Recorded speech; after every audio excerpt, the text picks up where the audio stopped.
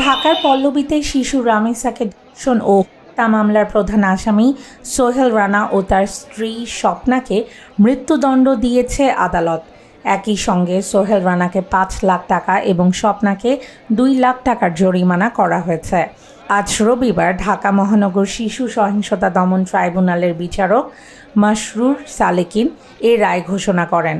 মাত্র ১৭ দিনে বিচারিক কার্যক্রম শেষে এই বহুল আলোচিত মামলার রায় দেওয়া হলো। আজকে রামেসার হত্যার মামলা যে ১৯ দিনের মধ্যে সম্পন্ন হয়েছে, এরকম যে সমস্ত শিশুদের এই হত্যা পূর্বে যে মামলাগুলো পেন্ডিং আছে এবং বর্তমানে যে মামলাগুলো হয়েছে চলমান রয়েছে, এই মামলাগুলো যেন দ্রুত বিচার রামেসার মতন যেন হয়। রাষ্ট্রকে আমরা অনুরোধ করেছি যত দ্রুত সম্ভব এটা ওখান থেকে নামিয়ে দিয়ে যত দ্রুত সম্ভব এদের ফাঁসি কার্যকর করে একটা দৃষ্টান্ত স্থাপন করুক এবং এই ধরনের কাজ রামিসা হত্যার মতো তো আয়েশা হত্যার মতো দেশে যেন আর দ্বিতীয়বার না ঘটে। রামিসা হত্যাকাণ্ডের যে ব্যাপারটা আছে সেটা হলো যুগান্তকারী একটা রায় আমি মনে করি।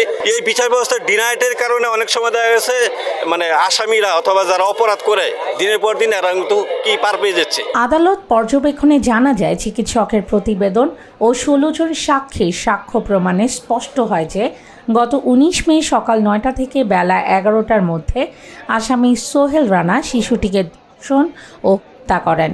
জবানবন্দিতে তিনি শিশুটিকে পাশবিক নির্যাতন ও শ্বাসরোধ করে হত্যার কথা স্বীকার করেন। অনেক সন্তুষ্ট যে একটা সুষ্ঠু বিচার পেয়েছে রামিসার ফ্যামিলি, এটাই হলো সবচেয়ে বড় পাওনা। রায় ঘোষণাকে কেন্দ্র করে আদালত প্রাঙ্গণে ব্যাপক নিরাপত্তার ব্যবস্থা নেওয়া হয়। সকাল ১১টায় বিচারক এজলাসে এসে রায় পড়া শুরু করেন এবং বেলা ১১টা ৪০ রায় ঘোষণা করেন। গত ১৯ মে পল্লবীর একটি ফ্ল্যাট থেকে শিশুটির লাশ উদ্ধার করা হয়। এর আগেই সোহেল রানা শৌচাগারে গ্রিল ভেঙে পালিয়ে যান। তবে তার স্ত্রী স্বপ্না আক্তার এই ফ্ল্যাটেই ছিলেন এবং স্বামীকে সহযোগিতা করেন। এই জন্য আদালত তাকে সম অপরাধে অপরাধী সাব্যস্ত করে সর্বোচ্চ শাস্তি প্রদান করেন। সহযোগী আসামি হলো যে ফাঁস হয়, এটাই তার বাস্তব উদাহরণ। দেশের নারী সমাজ কোনো স্বামী যদি অপরাধ করে তার জন্য সেটা প্রতিবাদ না করে তার সহায়তা করা, সেটার জন্য যে ফাঁস হয়, এটা তাদের সবাইকে সতর্ক বার্তা দিচ্ছি। সেদিন সন্ধ্যায় নারায়ণগঞ্জের ফতুল্লা থেকে সোহেল রানাকে গ্রেফতার করা হয়। পরে শিশুটির বাবা পল্লবী থানায় মামলা দায়ের করেন। ৫ কার্যদিবসে এটি রায় হয়েছে এবং এটি ইনশাল্লাহ আমরা সবাই মিলে অল্প দিনের মধ্যে রায়ও কার্যকর করব। ইনশাল্লাহ এই রামিসা দিয়ে উদাহরণ সৃষ্টি হবে, রামিসা দিয়ে ইতিহাস সৃষ্টি হবে বাংলাদেশে আগে কিন্তু বিচার প্রক্রিয়াটা ছিল না, একের পর এক এই কিন্তু এইগুলো চলে আসছে। তো বাংলাদেশে আজকে যখন নতুন একটা অধ্যায় শুরু হয়েছে, নতুন একটা ট্রাইব্যুনাল গঠন হয়েছে, তো আমি মনে করি যে আর এরকম ধর্ষণ বাংলাদেশে কিন্তু করতে যায় একবার চিন্তা করবে।